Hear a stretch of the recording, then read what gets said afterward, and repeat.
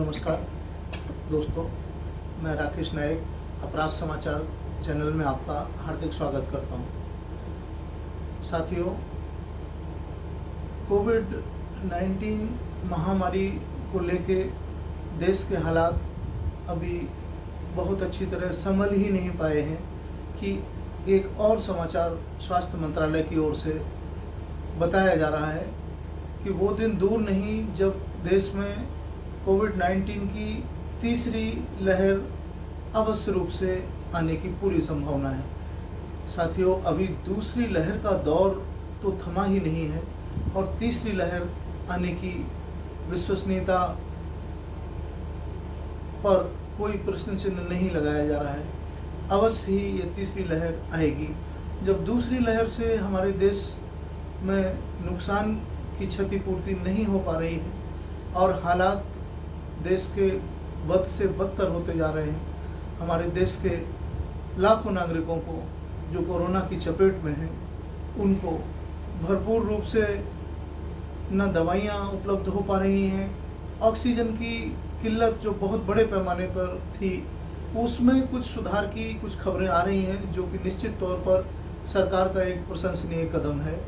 दोस्तों, आज ही एक सुखद समाचार मिला है कि ready to move plant oxygen के जो फ्रांस से चलकर यहाँ आके निजी अस्पतालों में लगाए जा रहे हैं, उनकी संख्या निजी तौर पर और भी ज़्यादा बढ़ाए जाने की नितांत आवश्यकता है। ऐसे में हजारों लोग जो काल के गाल में समाते जा रहे हैं, उनको बचाया जा सकता है। हमारे देश को, हमारे देश की सरकार को और हम सब नागरिकों को पूरी तरह से, पूरी तत्परता से इस बीमारी से आत्मविश्वास के साथ लड़ते हुए अपने देश को बचाना होगा। साथियों, एक बात यहाँ और भी शेयर करना चाहता हूँ। हम सिर्फ अपने अधिकारों की ही बात क्यों करते हैं? हम अपने अधिकारों के साथ साथ अपने कर्तव्यों को क्यों भूल जाते हैं? साथियों, ऐसा नहीं। हमें अगर अपने अधिकारों की मांग करना हमारा जायज़ है, तो हमें अपने कर्तव्यों की पूर्ति भी उतनी ही तत्परता से करना आवश्यक होगा। तभी ये दोनों की से इस चीज़ का निदान संभव हो सकेगा। हमारी सरकार हमको समय समय पर प्रोटोकॉल का पालन करने की सलाह देती है। ये करें, ना करें, क्या कैसे करें, हम लोग उन चीज़ों को फॉलो अप नहीं कर पाते, जिस कारण आज ये भयावह स्थिति पैदा हो गई है। अभी भी समय है, वक्त है। साथियों, इस बीमारी की गंभीरता को समझने की हमें भरपूर कोशिश करनी होगी, तभी आने वाली तीसरी लहर से हम लड़ने के लिए सक्षम हो सकते हैं। एक और अच्छी खबर ये भी आ रही है कि 18+ के लोगों का जो वैक्सीनेशन बड़े पैमाने पर किया जाना प्रस्तावित है और कई राज्यों और जिलों में चल भी रहा है। ये एक सुखद समाचार की ओर इशारा करता है। साथियों, कोविड-19 की इस भयानक महामारी के चलते अन्य किसी भी और समाचारों की तरफ नज़र जल्दी ही नहीं जा पाती है। हालांकि आज पश्चिम बंगाल में ममता बनर्जी ने मुख्यमंत्री पद की तीसरी बार शपथ ली है। उनको मेरी चैनल की ओर से कोटशाह नमन और हार्दिक शुभकामनाएं। दोस्तों, हम ये चाहते हैं सभी लोग मिलकर मानवता के लिए, देश के लिए समर्पित होकर काम करें, जिस कारण से इस युग की ये सबसे बड़ी महामारी पर हम विजय पा सकें। आने वाली तीसरी लहर, जो कि बताया जा रहा है कि जो बच्चों के लिए भी बहुत ज़्यादा घातक है, हमें तीसरी लहर से बचने के लिए अपने उपाय खुद ही ढूंढने होंगे। जैसा कि एक छोटा सा उपाय, जैसा देखने में आ रहा है कि कोविड-19 वहाँ बहुत ज़्यादा फैल रहा है जहाँ डेंस एरियाज़ हैं, छोटे छोटे घर हैं, छोटे छोटे मिले हुए हैं।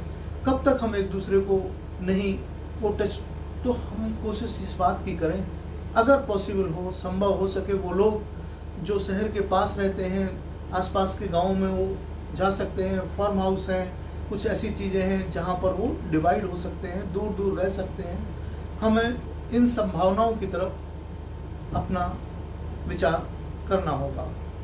साथियों, यहाँ एक और बात मैं स्पष्ट रूप से कहना चाहता हूँ कि वो लोग जो आज ये सोचते हैं जहाँ की शमशान में लाइन लगी है उन्होंने लकड़ी की कीमत बढ़ा दी है, शमशान में लाइन लगी है उन्होंने कफन की कीमत बढ़ा दी है, शमशान में पहुंचने के पहले ऑक्सीजन सिलेंडर की कीमतें आसमान छू रही हैं, उनको ले जाने वाले ट्रैवल एजेंट्स वो भी हजारों लाखों रुपए लूट रहे हैं।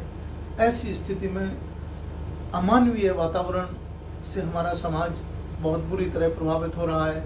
ऐसे में मैं उन सभी लोगों से आग्रह और अपेक्षा के साथ एक निवेदन करना चाहता हूँ कि वो दिन दूर नहीं है जब हम राम नाम सत्य कहते हुए किसी को अर्थी दे के कांधा दे के शमशान तक ले जाते हैं, तो क्या हम ये भूल जाते हैं और ये सोचते हैं कि अरे इसी को जाना था इसलिए ये चला गया, हमको तो परमानेंट यही रहना है। नहीं साथियों, दोस्तों, ये विचारधारा हमारी अगर इस तरह की है तो निश्चित तौर पर यह हमें एक झूठी दिलासा देती है। यह समय और काल तो हम सबका ही निश्चित है, बस किसी का कब है किसी का कब है। तो दोस्तों, हम सब लोग साथ खड़े हों और मानवता का एक शानदार उदाहरण दें और अपने देश और राष्ट्र को ऊंचाइयों पर ले जाने की कोशिश करें, जिससे हमारा देश इस महामारी की जंग से अपनी लड़ाई जीत सके।